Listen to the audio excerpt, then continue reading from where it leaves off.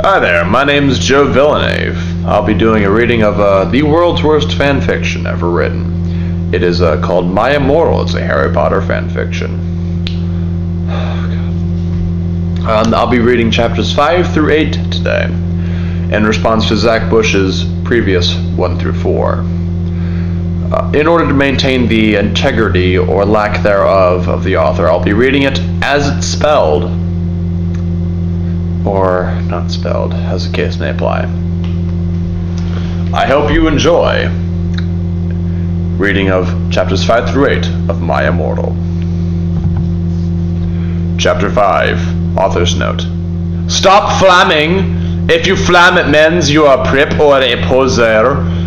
The only reason Dumbledore swore is cause he had a headache, okay? And on top of that, he was mad at them for having sex. P.S. I'm not updating until I get 5 good reviews. End author's note. Dumbledore made Draco and I follow him. He kept shouting at us angrily. You ludicrous fools! He shouted. I started to cry tears of blood down my pallid face. Draco comforted me.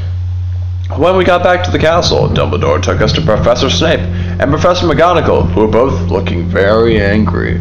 They were having the sexual intercourse in the Forbidden Forest! Bitches! He yelled in a furious voice. Why would you do such a thing, you mediocre dunces? Asked Professor McGonagall. How dare you? Demanded Professor Snape. And then Draco shrieked, because I love her! Everyone was quiet. Dumbledore and Professor McGonagall still looked mad, but Professor Snape said, Fine, very well, you can go up to your rooms. Draco and I went upstairs while the teachers glared at us. Are you okay, Ebony? Draco asked me gently.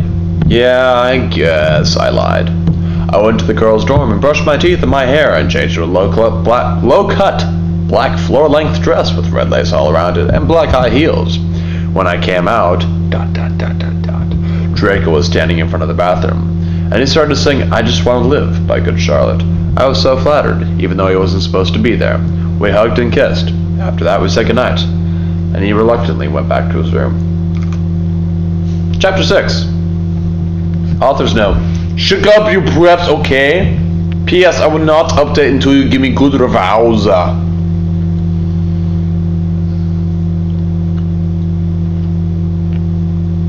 The next day I woke up in my coffin. I put on a black miniskirt that was all ripped around the end, and a matching top with red skulls all over it, and high-heeled boots that were black.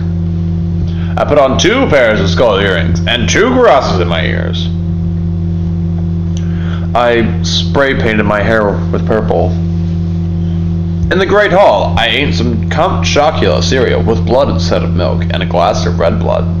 Suddenly, somebody bumped into me. All the blood spilled over my top. A bastard! I shouted angrily.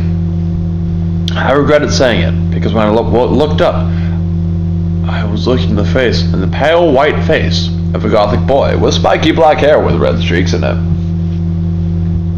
He was wearing so much eyeliner that I was going down his face, and he was wearing black lipstick. He didn't have glasses anymore, and I was wearing red contact lenses, just like Draco's. He had a manly stubble on his chin, and there was no scar on his forehead anymore. He had a sexy English accent. He looked exactly like Joel Madden. He was so sexy that my body went all hot when I saw him, and kind of like an erection, but I'm a girl, so I don't get when you sicko. I'm so sorry, he said in a shy voice. Oh, that's alright. What's your name? I questioned. My name's Harry Potter, though most people call me Vampire these days, he grumbled. Why? I exclaimed. Because I love the taste of human blood, he giggled. Well, I am a vampire, I confessed. Really? Yeah! I roared. We sat down and talked for a while. Then Draco came up behind me and told me he had a surprise for me, so I went away with him. Stranger danger. Chapter 7. Bring me to life. Author's note. Well, okay, you guys, I'm only writing this because I got 5 God reviews in the BTW. I don't write the next chapter till I get 10 God ones.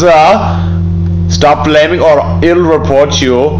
Evony isn't a Mary Sue, okay? She isn't perfect, she has satanitis, and she has problems. She is depressed, for God's sake. End author's note.